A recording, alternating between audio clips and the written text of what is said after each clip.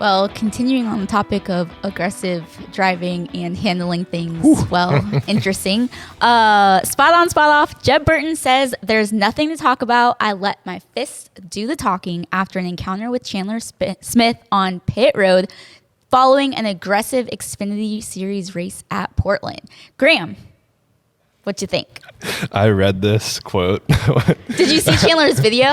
I saw the video. I've seen. Oh, I saw that video too. The one where he put the edit in. That was really funny. I love social media battles because it just shows how much free time some of these guys have. But I'll tell you what, that quote. I read that in like the deepest, most southern voice. That's like kind of the only reason I was slightly spot off is I was like, man, that sounds like a cartoon character. Like, seriously, I let my fist do the talking. Could you imagine?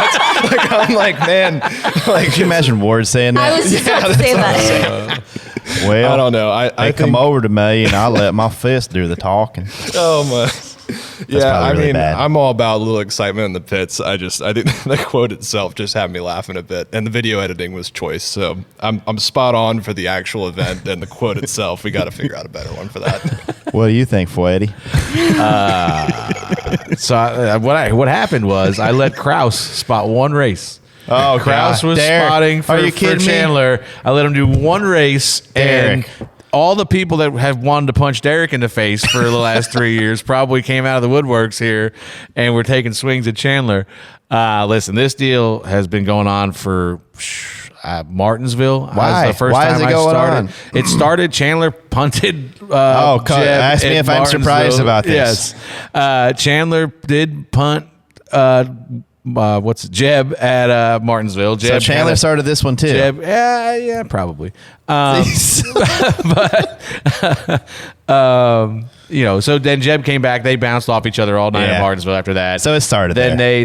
They've just been going back and forth. There was interviews where they were mentioning each other. One's not the sharpest tool in the shed, and one's an idiot. Yada yada yada. And it's just been going on. And when we were at a bar watching this because I finally got back after that marathon of a truck race we had the other night, and I saw something happened in the last corner that pissed Jeb off. I'm sure Chandler probably got to his bumper, tried to move him off the last corner. The first thing I saw on TV was Jeb kind of running we Chandler. could go back and look. Yeah, I don't think we could. No, probably not. Damn. So I saw Jeb running Chandler down towards the pit wall, down the front straightaway. Yeah. And I said to Brett, this isn't going to end well. I said the same thing. I was like, when I saw that, I'm like, nah. I said, I just know one of these two, guys is not coming back. Not going to end well. Yeah. I don't know who is going to end up on the bad side, but somebody's coming out of here bad. And then Chandler launched him into one, and Jeb made an unbelievable save. I don't know how he saved that. He did save it. And it came out. Unfortunately for him, came out in front of Chandler again. And he probably should have just let him go and done what Chandler did to him in the 3 or 4, whatever that corner is. But when I saw them nose to tail lined up for that right-hander, I said, yeah, this is... Oh, they were nose... I think they were already touching. He's going to ship him right here. And sure enough, he got in there and moved him. But... I don't like what you can't do. And listen, I spotted for Jeb for a year. I've listened to Jeb. I've known Jeb. He's a buddy of mine.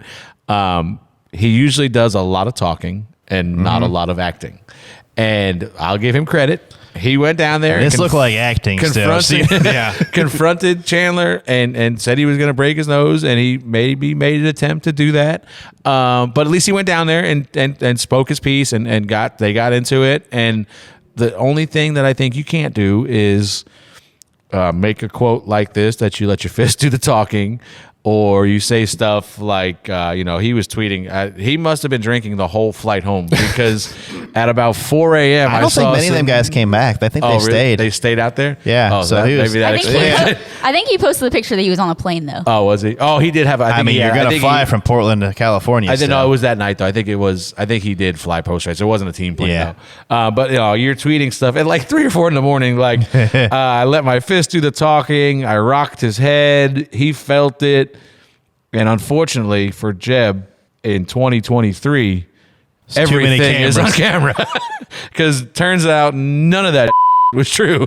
So I don't know who edited. I know who assisted on some of the ideas for that video. Well, they put all the names at the end of it. You're saying the idea part.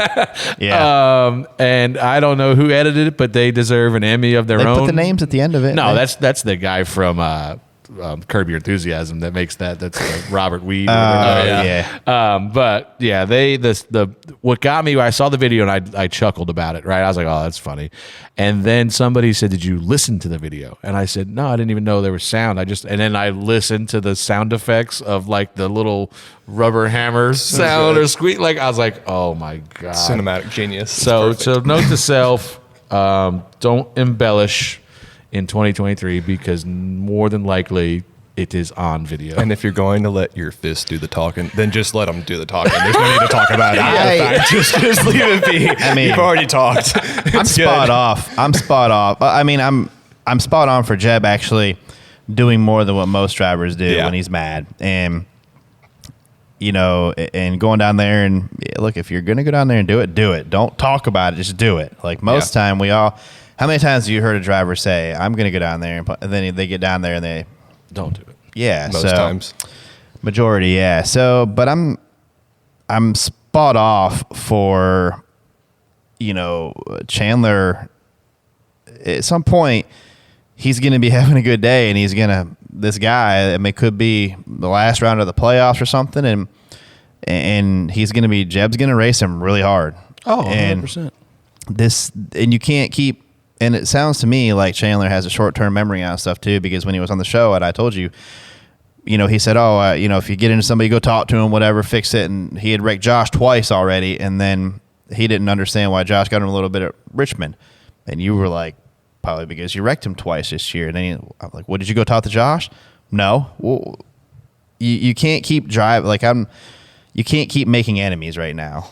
And he's got enough speed where he's making enemies where he doesn't need to be making enemies. These are it's unnecessary. And I think, maybe Jeb was gonna let his fist do some more talking, but Chris got in the middle of him. And well, it wasn't even Chris. What I was spot off. Somebody grabbed y'all. What I was spot spot off off for the for headlock was whoever, and this might not be popular where I work at colleague there, but you cannot be a crew member and put a driver in a chokehold from behind to get him. Listen, pull him out. Like, do what you can to pull him out of there. But that if you got to get in the middle, get in the middle. But you don't. Yeah, that crossed the line for me. Of a crew member should not ever. For one, a crew member, in my opinion, should never put their hands on a driver.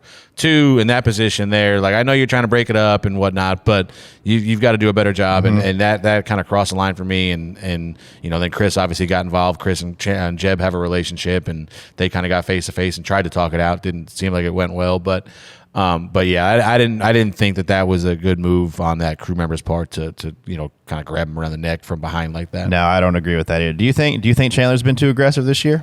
Yeah, and we've talked about it, and with like to your point, like he said, he made that comment at Richmond about, Josh put the bumper to us somewhere in 1 and 2 or something like that on a restart, and he's like, "Hey, what's his problem?" I'm like, "Well, you did wreck him twice this year, I know," and like it's weird because in Chandler's mind, Chandler thinks or knows it wasn't intentional, it was a mistake, but. It doesn't erase it. It doesn't matter. Yeah, it doesn't it just doesn't make it okay. Like at Richmond, not Richmond, Phoenix. Obviously, he just overdrove the entry. It wasn't like I'm going to take the 8 out here. Screw this guy. It was just mistakes. But in his mind, it's like, oh, it wasn't a big deal. I just made a mistake. And Josh's mind, you're like, you ruined my day twice. So but like I said, he's a young kid. I don't know. He's got plenty of speed. We've had that conversation about we shouldn't be. Why are we fighting with this guy when we would hope to not see him? You know what I mean? Like Jeb's performing very well in that car, but on a weekly basis, we should be outperforming him. But that's what I'm saying. Like eventually, you're going to get to a point where he's having a really good day, and Jeb's not going to be having a good day, and Jeb's going to get loose and. Yeah, and Jeb's especially now that like this isn't gonna end here. Like this is gonna go on just forever. Getting started. It's and that I know both of these guys. Hey, I will tell you this: at least when they hit each other, it's just a spin out or something like that. At least they're not getting right hooked into a wall. Yeah. And that's the thing when they give it to it, like we move Jeb. I don't mind battles like this. Yeah, like Jeb's kind of an eye for an eye guy. What I saw, like we went to turn 1 and punted him up the racetrack, and he tried to get to our bumper and do the same. It wasn't like he blew the corner and tried to wreck us. Like he tried to get to our bumper and punt us back. Like, and I think I'm perfectly fine with that type of racing. 100%. That's like, racing. And like down the backstretch there, like all I'm saying is you're getting it back. Like be ready, because it's coming, and then you deserve it at that point. And I think at that point, Chandler knows he deserves it. He kind of overdrove entry to defend against, Jeb hopefully not being able to get to his bumper. So, it is what it is, and we'll be fine and move forward. I think it's worth mentioning that after the race, we saw how hard Sheldon and John Hunter raced and spun each other out and went at it. And then after the race, they went down there and had a conversation and I guess apologized to each other. Hey, we're driving like, I don't know what happened, what they said to each other, but it didn't seem to be. Somebody said they were fist bumping by the end of it. Like, yeah, hey, all right, well, that was dumb of us to be doing that. We shouldn't be doing that. All right, I'll stop. All right, I'll stop too. Hey, see ya. Yeah. The fist did the talking at the end. Yeah, they. Oh boy.